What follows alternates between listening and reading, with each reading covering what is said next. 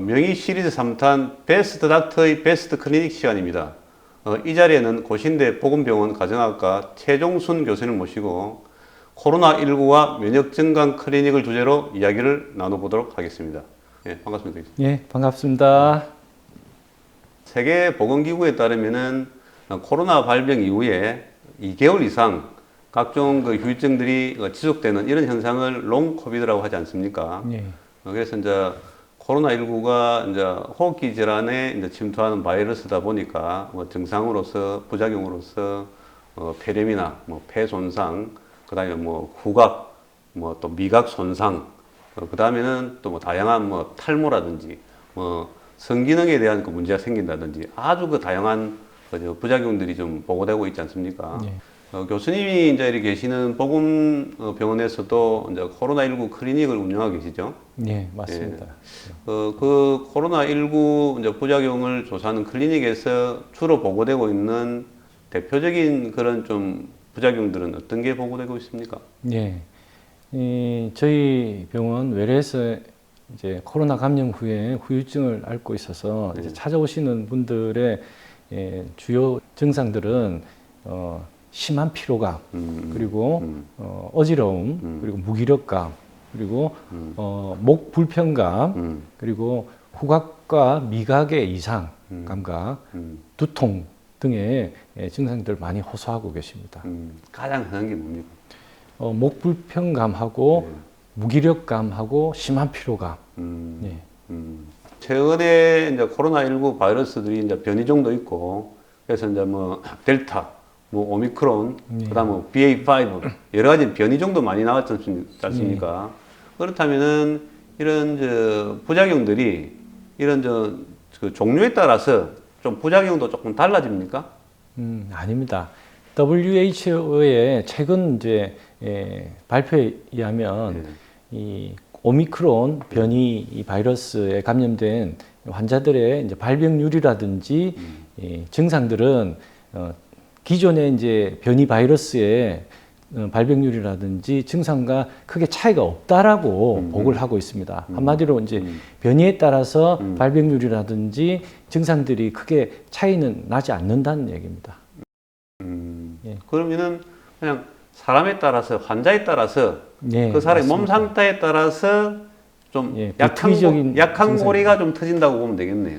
예, 그래서 보통 이제 초기 증상, 감염 후 초기 증상을 심하게 앓은 경우, 예를 들어서 이제 입원 치료를 할 정도로 심한 경우에 이제 후유증들이 이제 많이 나타날 수 있고 또 오래 지속될 수가 있습니다. 하지만 이제 가볍게 증상들이 지나갔다 하더라도 일부에서는 이런 후유증들이 생길 수 있고 또 오래 갈 수도 있습니다. 예, 그리고 20대에서 30대의 젊은 친구들보다는 70대에서 80대의 노인분들에게서 이제 이런 후유증의 발병률이 더 높을 수가 있고요. 그런 이유는 이제 70대에서 80대 노인분들이 젊은 세대보다는免疫力 떨어져 있기 때문이라고 이제 추정하고 있습니다. 교수님, 그러면은 이런 병원에서 이제 코로나19 후유증 클리닉을 운영하지 않습니까? 이 병원에 찾아가면은 좀 어떤 좀 치료를 좀 해주시는지, 또 가끔은 또 치료가 안 되고 또 치료를 못 하는 경우도 좀 있을 수 있지 않습니까? 네. 어떻게 됩니까? 아직까지 명확하게 치료 효과가 있는 치료제는 없습니다. 하지만 이제 증상 완화 목적으로 이제 신경 안정제라든지 그다음에 소염 진통제, 그다음에 신경통 완화제 이런 것들이 이제 증상 호전에 도움이 될 수 있습니다. 대부분의 이제 이런 후유증들은 이런 보조 치료만 하더라도 점차 이제 회복이 되는데요. 근데 일부에서는 이런 증상 호전 목적으로 이렇게 치료제를 쓰더라도 증상이 호전되지 않는 경우들이 종종 있습니다. 그런 경우는 아직까지 명확하게 기전은 밝혀지지 않았는데요. 그런 경우에도 쉽게 해서 생활 패턴을 좀 바꾸는, 예를 들어서 규칙적인 운동을 한다든지 그리고 자극적인 식사라든지 맵고 짜온 음식을 한 2, 3주 정도 중단을 하고 그다음에 뇌에 자극이 되는 커피, 술, 담배 등을 이제 중단하게 되면 일부에서는 또 빠르게 회복되는 경우도 있습니다. 흔히 감기가 오면은 이제 대증 치료를 하지 않습니까? 대증요법으로 뭐 코를 많이 흘린다든지 뭐 기침이 있다면은 그런 각각의 증상에 대한 대증요법으로 치료를 해주듯이 마찬가지로 이런 상황에서도 코로나도 그 질환, 그 증상을 해소할 수 있는 요법들을 적용시키면 된다라는 뜻이네요. 맞습니다. 저희 회사 뭐 직원 중에서도 이제 이런 좀 뭐 코로나19 후유증 때문에 미각, 후각이 상실돼서 한 2개월째 이렇게 또 맛을 못 느끼고 있는 그런 그 직원이 있더라고요. 그런 경우에 가끔 뭐 이리 뭐 양파를 한다든지 뭐 계피를 해서 민간요법에서 뭐 이리 한다고 이야기를 하던데 실제로 조금 이런 효과를 볼 수 있는 그런 좀 뭐 일상생활에서 하는 요법들이 좀 있습니까? 네, 말씀하신 바와 같이 이제 양파라든지 그다음에 이제 계피와 같이 이제 자극적인 이제 향을 규칙적으로 좀 맡게 되면 후각 신경을 이제 자극하기 때문에 어느 정도 좀 회복이 될 수 있다는 보고들이 있습니다. 그리고 또 계피차라든지 레몬차와 같이 자극적인 차를 마시게 되면 또 이제 후각도 조금씩 돌아올 수 있다는 보고도 있습니다. 또 일본 한 학회에서 보고한 재미있는 자료는 후각 신경을 회복하기 하는데 도움이 되는 치료가 이제 스테로이드 주사 제제를 투여하게 되면 후각 신경이 회복하는데 이제 도움이 될 수 있고요. 그다음에 미각 신경을 회복하는 데는 아연 제제를 복용하게 되면 후각 신경이 빨리 돌아올 수 있다라는 보고도 있습니다.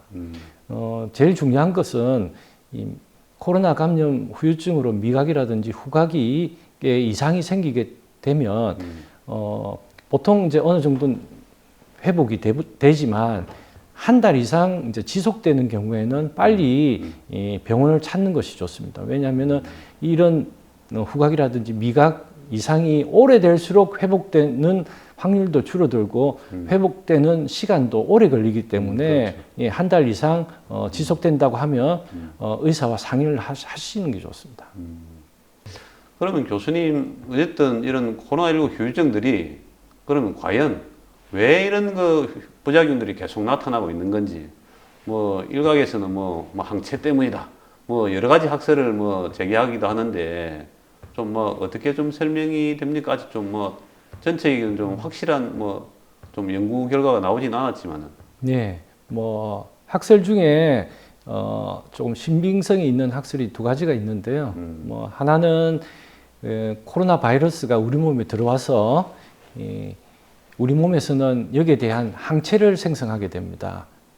그런데 이 코로나 바이러스 감염에 의해서 생기는 항체를 우리 몸의 면역 체계에서는 외부 물질로 인식을 하게 된다는 거죠. 그래서 집중적으로 이런 항체를 공격하게 되는데요. 이런 것들이 결국 이제 전신 염증을 유발해서 후유증을 발병시킨다는 가설이 있고요. 또 하나 유력한 가설은 바이러스가 이제 우리 몸에 들어오게 돼서 증식이 되는데요. 이 증식되는 과정 중에서 염증을 유발시키는 사이토카인이라는 물질이 있습니다. 이게 갑자기 증폭이 돼서 증가하기 때문에 이런 전신 염증이 갑자기 일어나서 이제 후유증이 생긴다는 가설도 있습니다. 최근에는 그 발표에 의하면은 우리 국민들 전체 한 97%가 항체가 생겼다. 그런 그 보도가 나왔더라고요. 그러니까 97% 중에서는 이제 이미 감염되어서 코로나 확진되어서 또 내게 자기가 모르는 사이에 이미 이제 그 항체가 생긴 사람 한 57% 정도 또 나머지는 또 다양한 경로를 통해서 해서 토탈 97%가 항체가 있다라고 하는데 뭐 항체가 있다고 해서 이게 뭐 또 코로나가 안 걸리고 뭐 예방력이 충분히 확보되었다 그렇게 볼 수는 없는 거죠. 네, 맞습니다. 항체가 생겼다 하더라도 뭐 뉴스에서도 보셨다시피 이 코로나 걸린 지 한 달 후에 또 재감염 되시는 분들도 있습니다.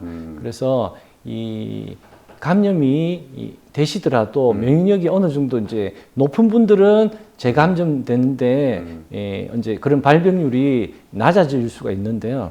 면역력이 계속 떨어져 있는 분들이 계속 감염에 걸릴 수밖에 없는 거죠. 예. 그래서 꾸준히 항상 일상적으로 위생에 대해서도 철저히 해야 되고 또 면역력을 끌어올리기 위해서 꾸준히 좀 노력을 해야 된다. 예, 그런 맞습니다. 뜻이다, 그죠? 예. 그렇다면은 일상생활에서 꾸준히 좀 면역력을 좀 키우려면은 좀 구체적으로 어떻게 하는 게 좋습니까? 면역력 증강에 도움이 되는 홍삼이라든지 그다음에 마늘 이런 것들을 건강 보조 식품들을 규칙적으로 섭취하는 것도 중요하고요. 가장 중요한 건 면역력과 관련된 비타민과 미네랄들이 있습니다. 그런 것들을 피 검사를 통해서 부족한 비타민과 미네랄들을 확인을 해서 이런 것들을 빨리 주사요법으로 이제 보충을 해주면 이 면역력을 빠르게 좀 회복시켜 줄 수가 있습니다.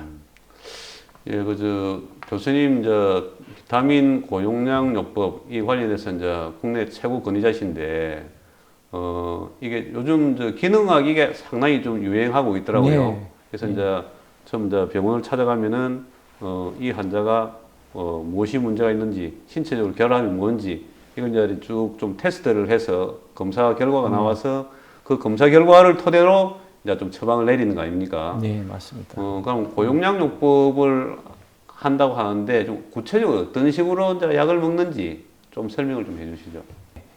고용량 이제 비타민 요법이라는 게 경구로 투여하는 방법과 이제 주사로 투여하는 방법이 있는데요. 경구로 투여하는 방법은 보통 이제 건강 증진 목적이라든지 면역력 증강 목적으로 하는 방법들은 대부분 이제 경구로 투여하면 되는데요. 보통 하루 섭취 권장량의 10배에서 많게는 20배 정도를 경구로 섭취하는 방법인데요. 보통 비타민 C의 경우에는 하루 이제 섭취 권장량이 500mg인데요. 예. 10배면 이제 5000mg 정도 예. 예, 그렇게 복용하게 되는 겁니다. 5000mg이 5g인데요. 예. 5g을 한 번에 복용하는 게 아니라 한 3번에 나눠서 예, 뭐 1g을 하루에 4번으로 나눈다든지 2g을 하루에 뭐 2번으로 나눠서 복용한다든지 이렇게 규칙적으로 복용하는 게 더 효과적입니다.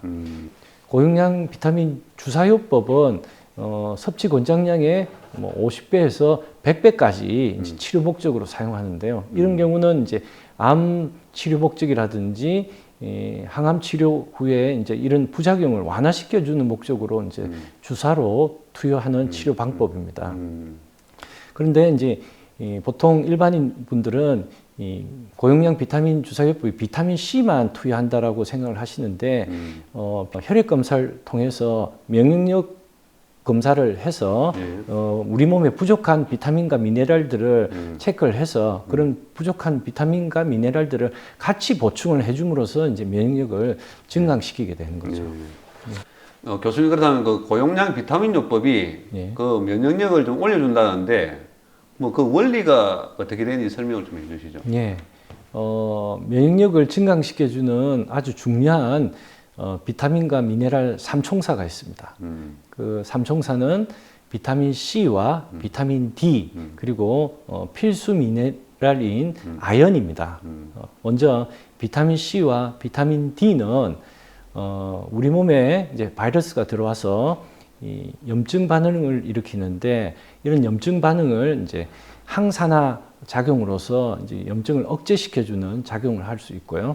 그리고 이 바이러스가 침투하게 되면 우리 몸에서는 이 바이러스를 죽이기 위해서 식균 세포라든지 그다음에 림프구, 그다음에 NK 세포들이 이 공격을 하는데 이런 세포들을 이제 활성화시켜서 집중적으로 공격할 수 있도록 도와주는 역할을 합니다.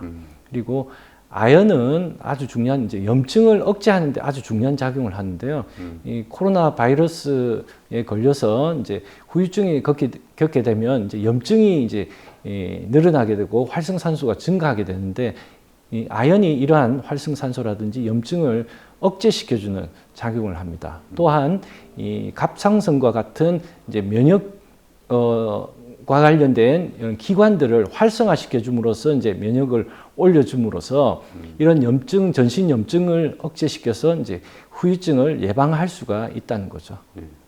그렇다면은 좀 뭐 일상적으로 먹을 때 특별한 뭐 이런 불편이 없는데 면역 증강을 목적으로 먹을 때 그래도 이제 뭐 3,000ml, 4,000ml 이제 용량이 있기 때문에 사람에 따라서 먹을 수 있는 그 좀 뭐 용량이 좀 다를 텐데 어떤 식으로 좀 적용을 하면 됩니까? 예. 일단 이제 외래 환자분들이 오시면 개인에 따라 이제 필요한 비타민 C의 이제 섭취량이 다를 수가 있습니다. 필요량이. 그래서 처음부터 이제 1g부터 하루에 한 2번 정도 나눠서 드시라고 먼저 말씀을 드리고요. 그런데 뭐 속이 쓰리다든지 설사 이런 것들이 없으면 용량을 이제 증가시키게 됩니다. 그래서 보통 이제 본인이 무름변이 나온다라고 하면 그 밑에 용량으로 드시는 게 본인의 필요한 최적의 용량이라고 보시면 됩니다. 교수님, 저 같은 경우도 한 3년 전에 이제 비타민 고용량요법을 한번 시도를 해본 적이 있는데요. 저는 조금 위장장애가 있어서 조금 하면서 조금 속이 쓰리는 그런 좀 증상에서 조금 힘들었는데 뭐 그런 경우 말고도 어떤 사람들은 좀 하면서 좀 설사가 좀 온다든지 이런 문제가 있더라고요. 좀 이럴 때 이제 복용할 때 조금 주의할 점이 있다면은 좀 말씀해 주시죠. 네. 비타민 C의 경우에는 비타민 C가 이제 아스코빅 애시드, 그러니까 산입니다. 산성을 띠기 때문에 공복 시 섭취를 하게 되면 이제 위장 장애라든지 산 분비가 이제 더 증가될 수가 있죠. 그래서 식후에 바로 드시든지 아니면 식사 중간에 이 비타민 C를 복용하게 되면 이런 위장 장애라든지 속쓰림 증상은 많이 완화될 수가 있습니다. 그리고 또 이제 미네랄 중에 하나인 셀레늄, 아연 등도 이제 위장 장애를 일으키는데요. 이 셀레늄, 아연도 식후에 바로 복용하게 되면 이런 증상들을 많이 완화시켜 줄 수가 있습니다.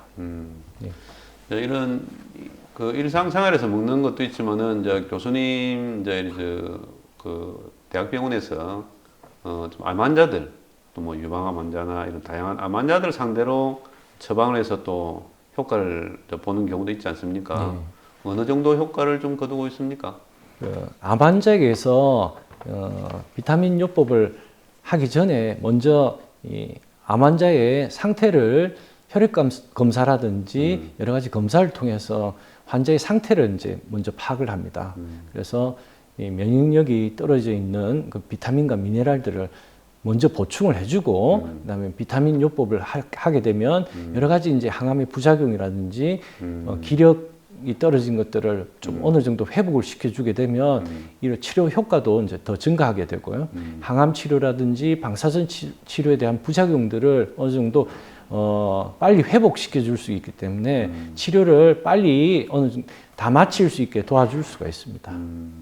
그러면 이제 특정 암에 대한 뭐 타겟을 정해서 표적 치료제의 그런 개념보다는 그 환자의 전체적인 그 바이탈 전체를 좀 막 해결해주는, 개선시켜주는 그런 쪽의 효과를 거둠으로 해서 도움을 준다라고 해석이 되는데요. 이게 이제 직접적인 비타민 C의 이제 암 환자의 치료 효과에 대해서는 아직까지 논란이 있습니다. 그렇기 때문에 일부에서는 제 환자 중에서도 이제 치료되는 경우가 있긴 하지만, 대부분 이제 이런 면역력이 떨어진 이런 항암 환자라든지 방사선 치료를 받고 있는 환자에게서 이런 면역력을 회복시켜 준다든지 부작용을 완화하는 목적으로 집중적으로 효과를 볼 수가 있다고 보시면 됩니다. 예. 부작용을 좀 줄여주고 좀 면역을 개선시켜줘서 활기로 빨리 회복할 수 있도록 빨리 회복시켜주고 그런 측면에서는 도움이 된다. 예. 이상으로 최종순 교수님과 코로나19와 면역 증강 클리닉 그리고 고용량 비타민 요법에 대한 이야기를 들어보았습니다. 교수님 귀한 말씀 감사합니다. 불러주셔서 감사합니다.